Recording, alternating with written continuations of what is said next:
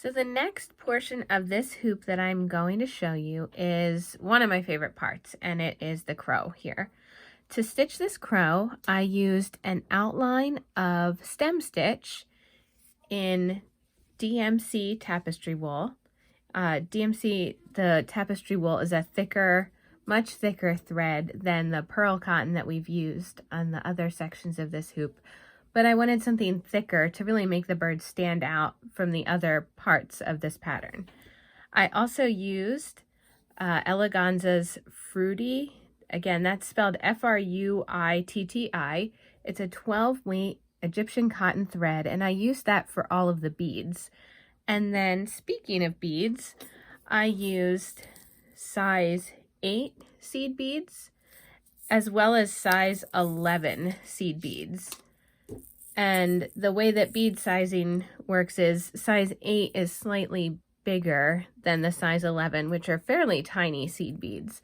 You can layer lots of size 11s throughout this to accent the size 8s that you're using. And for beads, you can find them at any craft store. I usually get, these are the Toho Japanese seed beads.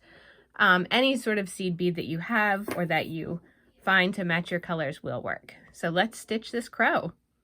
Okay, so we're going to start with the stem stitch. Again, I used DMC tapestry thread. This is just in the black color. And I am going to start my stem stitch right down here. And I'm actually going to turn this to make it easier to see what I'm stitching. So I'm bringing my thread up. This is a thicker thread, so it can be a tiny bit more difficult to get it through the fabric, but once you get started with it, you should have no problems. Just know that it's not going to be as simple as the 12 weight beading thread. So I'm bringing my needle up and then down again. Okay, here we go. Now my next stitch, and I'm going to move this thread away so that you can see it a little better. I'm bringing my needle up halfway in between that stitch that I just did. I'm not bringing it through the thread. I'm bringing it up in its own hole, but I'm placing it about halfway in between where that stitch just came up. And I'm going to work this thread through this fabric. It doesn't want to cooperate today, so don't feel upset if that happens to you. It's just how it is. Now, my next stitch I'm going to bring down, I'm making each stitch the same length, but then I'm going back to the previous stitch. Here we go. So I'm going back halfway into this previous stitch. Again, not through the thread, just the placement of it. And then I'm bringing it up again. I love working with tapestry thread and embroidery, but it is a little trickier to go through the fine weave of a fabric. If you're using it for needlepoint, you've got a much bigger weave to work with and it's easier, but this still works and I really like the look of it. So I just keep doing this stem stitch. When I get up to this leaf, I'm going to skip over the leaf because I want the leaf covering the bird. Okay, here we go. It really does get easier. All right, so we've got the stitch here. We're ending this stitch and then we're just skipping the little leaf section. There we go. Okay, so we're skipping the leaf and we're just going to pick up and start again with that stem stitch. I'm turning my hoop so it's a little easier for you to see, and then just continue along. I worked my stem stitch all the way down. I didn't do the beak.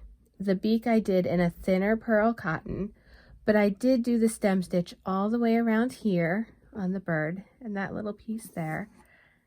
I'll show you this again so you can see a close-up. And the next part that I'm going to show you is using the tapestry thread and the beading thread to do the body of the crow. So the next step when you are finished stem stitching the outline of the bird, and we're just going to pretend that I did that on mine. We are going to fill in the rest of the area with straight stitches. You're also going to want to either do straight stitches or the stem stitch on the little wing detail here. It's completely up to you. You'll notice that once I get all of the layers of beads and other stitches in here, you can't really pick out that that was done in a stem stitch. So again, if you would rather do straight stitches to fill in that area, that's completely fine. You also don't need to use tapestry thread. Pick your own threads if you have a needlepoint thread that you like to use, or again, I love to use the eleganza colors. Go ahead and use that. Okay, so we're going to pretend again that I did all of that outlining work, and now we're just going to start adding some stitches. Straight stitches are among the easiest that you can add because you can vary the length of the stitches, and all you're basically doing is filling in an area with thread exactly like this. Again, don't be frustrated by the tapestry thread. You can see that it's difficult at times to work with.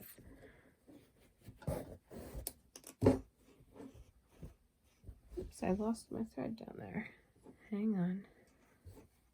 Okay, so you're just, I can make a longer one, I can make a shorter one, I can vary where they're placed. I can add beads to this. If you have a larger size bead, like a size 6 seed bead, you can add that directly to the tapestry thread. What I would do at this point is, if you wanted to add a bead, put 1 or 2 beads on the needle, make sure that they can go over your needle, and just slide them through, and they will stay on your bird just like that. So again, straight stitches, super simple. You can see I added a variety of them. I used the tapestry thread in black and gray. Use what you would like to use. I also added a lot of purple detailing. I did use some of the purple eleganza pearl cotton to add in there. And with the beads, I will show you how to add beads to a 12 weight cotton next. So adding the beads to straight stitches is really simple, and using a thinner thread, you're going to notice the difference in how easy it goes through the fabric. So I'm just bringing my needle up. I'll stick 2 beads on here, slip them off the needle, and I'm just going to vary my stitches.